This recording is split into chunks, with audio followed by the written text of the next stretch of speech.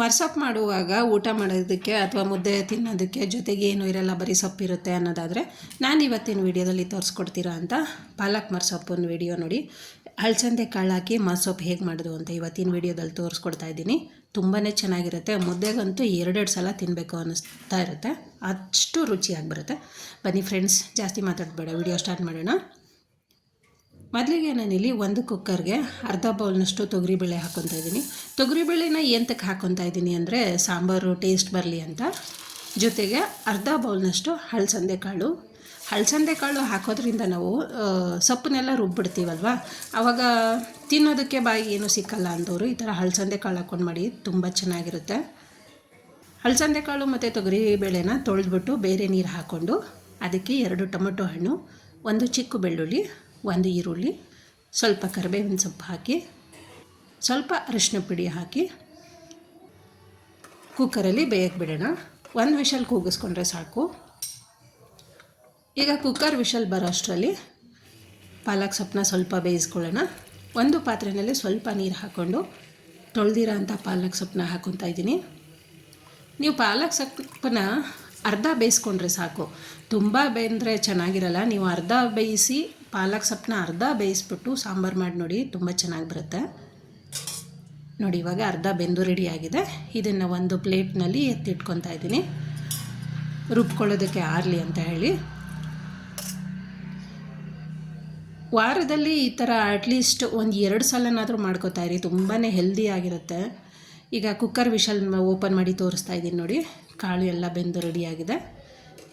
ಈಗ ಒಂದು ಜಾರ್ಗೆ ನಾವು ಕಾಳು ಜೊತೆಗೆ ಏನೇನು ಹಾಕಿರ್ತೀವಿ, ಟೊಮೆಟೊ ಹಣ್ಣು, ಈರುಳ್ಳಿ ಮತ್ತು ಬೆಳ್ಳುಳ್ಳಿ ಅಷ್ಟನ್ನು ಎತ್ಕೊಂಡು ಜಾರ್ಗೆ ಹಾಕ್ಕೊತಾ ಇದ್ದೀನಿ. ನೀವು ತಗೊಳ್ಳುವಾಗ ಸ್ವಲ್ಪ ಕಾಳು ಬರುತ್ತೆ, ಪರವಾಗಿಲ್ಲ. ನೀವು ಕಾಳನ್ನೂ ಸ್ವಲ್ಪ ರುಬ್ಬುವಾಗ ಜೊತೆಗೆ ಹಾಕ್ಕೊಂಡ್ರೆ ಸಾಂಬಾರು ರುಚಿ ಚೆನ್ನಾಗಿ ಬರುತ್ತೆ. ಅದು ಹಾಕ್ಕೊಂಡಾದ ನಂತರ ಬೇಯಿಸ್ಕೊಂಡಿರೋ ಅಂಥ ಪಾಲಕ್ ಸೊಪ್ಪನ್ನ ಹಾಕ್ಕೊತಾ ಇದ್ದೀನಿ. ಜೊತೆಗೆ 2 ಸ್ಪೂನಷ್ಟು ಸಾಂಬಾರು ಪುಡಿ ಹಾಕ್ಕೊತಾ ಇದ್ದೀನಿ. ನೀವು ನಿಮ್ಮ ಮನೆಯಲ್ಲಿ ಎಷ್ಟು ಜನ ಇರ್ತೀರಾ ಅಷ್ಟಕ್ಕೆ ನೋಡಿಕೊಂಡು ಸಾಂಬಾರು ಪುಡಿ ಹಾಕ್ಕೊಳ್ಳಿ. ರುಬ್ಬಿದ್ದಾಗಿದೆ ನೋಡಿ. ತೀರಾ ನುಣ್ಣಗೆ ರುಬ್ಬೋದೇನು ಬೇಕಾಗಿಲ್ಲ, 3/4% ರುಬ್ಕೊಂಡ್ರೆ ಸಾಕು. ಈಗ ಒಂದು ಪಾತ್ರೆಯಲ್ಲಿ ಸ್ವಲ್ಪ ಎಣ್ಣೆ ಹಾಕ್ಕೊಂಡು ಅರ್ಧ ಸ್ಪೂನ್ ಸಾಸಿವೆ ಹಾಕ್ಕೊತಾ ಇದ್ದೀನಿ. 2 ಈರುಳ್ಳಿ ಕಟ್ ಮಾಡಿ ಒಗ್ಗರಣೆಗೆ ಹಾಕ್ಕೊತಾ ಇದ್ದೀನಿ. ಸ್ವಲ್ಪ ಕರಿಬೇವಿನ ಸೊಪ್ಪು ಹಾಕ್ಕೊಳ್ಳೋಣ. ಕರಿಬೇವಿನ ಸೊಪ್ಪು ಹಾಕಿದ್ಮೇಲೆ ಈರುಳ್ಳಿದು ಸ್ವಲ್ಪ ಹಸಿ ಸ್ಮೆಲ್ ಹೋಗೋ ತನಕ ಫ್ರೈ ಮಾಡ್ಕೊಳ್ಳಿ. ಇವಾಗ ರುಬ್ಕೊಂಡಿರೋ ಅಂಥ ಪಾಲಕ್ ಸೊಪ್ಪನ್ನ ಹಾಕ್ಕೊತಾ ಇದ್ದೀನಿ. ಜೊತೆಗೆ ಜಾರ್ಗೆ ಸ್ವಲ್ಪ ನೀರು ಮಿಕ್ಸ್ ಮಾಡಿ ಅದನ್ನು ಹಾಕ್ಕೊತಾ ಇದ್ದೀನಿ. ಮಿಕ್ಸ್ ಮಾಡ್ಕೊಳ್ಳಿ ನೀಟಾಗಿ. ಪಾಲಕ್ ಸೊಪ್ಪು ಮುದ್ದೆಗಂತೂ ತುಂಬಾ ಚೆನ್ನಾಗಿರುತ್ತೆ. ಮಿಕ್ಸ್ ಮಾಡಾದಮೇಲೆ ನಾವು ಬೇಯಿಸಿಟ್ಕೊಂಡಿರ್ತೀವಲ್ವ ಕಾಳು ಕುಕ್ಕರಲ್ಲಿ, ಅದರಲ್ಲಿ ಎಷ್ಟಿರುತ್ತೆ ಕಾಳು ಮತ್ತು ನೀರು 2 ಮಿಕ್ಸ್ ಮಾಡ್ಕೊತಾ ಇದ್ದೀನಿ. ಮಿಕ್ಸ್ ಮಾಡಿ ರುಚಿಗೆ ತಕ್ಕಷ್ಟು ಉಪ್ಪು ಹಾಕ್ಕೊಂಡು ಒಂದು ಕುದಿ ಬರಲಿಕ್ಕೆ ಬಿಡೋಣ. ಕುದಿ ಬರ್ತಾ ಇದೆ ಫ್ರೆಂಡ್ಸ್. ನಾವು ಈರುಳ್ಳಿ ಮತ್ತು ಕರಿಬೇವಿನ ಸೊಪ್ಪು ಹಾಕಿ ಏನು ಒಗ್ಗರಣೆ ಮಾಡಿರ್ತೀವಿ, ಘಮ ಅಂತ ಬರ್ತಾ ಇದೆ. ಫೈನಲಿ ಪಾಲಕ್ ಸೊಪ್ಪಿನ ಮರ್ಸೊಪ್ಪಂತೂ ರೆಡಿ ಆಯಿತು. ಸರ್ವ್ ಮಾಡೋಣ. ನೀವೊಂದು ಸಲ ಈ ವಿಧಾನದಲ್ಲಿ ಟ್ರೈ ಮಾಡಿ ಫ್ರೆಂಡ್ಸ್. ಹಲಸಂದೆ ಕಾಳು ಹಾಕಿ ತುಂಬ ಚೆನ್ನಾಗಿ ಬರುತ್ತೆ. ನೀವು ಹಲಸಂದೆ ಕಾಳು ಬದಲು ಅವರೆಕಾಳನ್ನೂ ಹಾಕೋಬೋದು.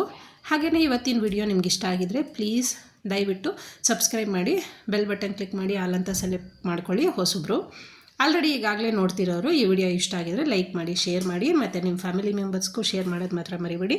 ಹಾಗೆಯೇ ಲೈಕ್ ಮಾಡೋದು ಕೂಡ ಮರಿಬೇಡಿ. ಮತ್ತೆ ಮುಂದಿನ ವಿಡಿಯೋದಲ್ಲಿ ಸಿಗೋಣ. Thank you.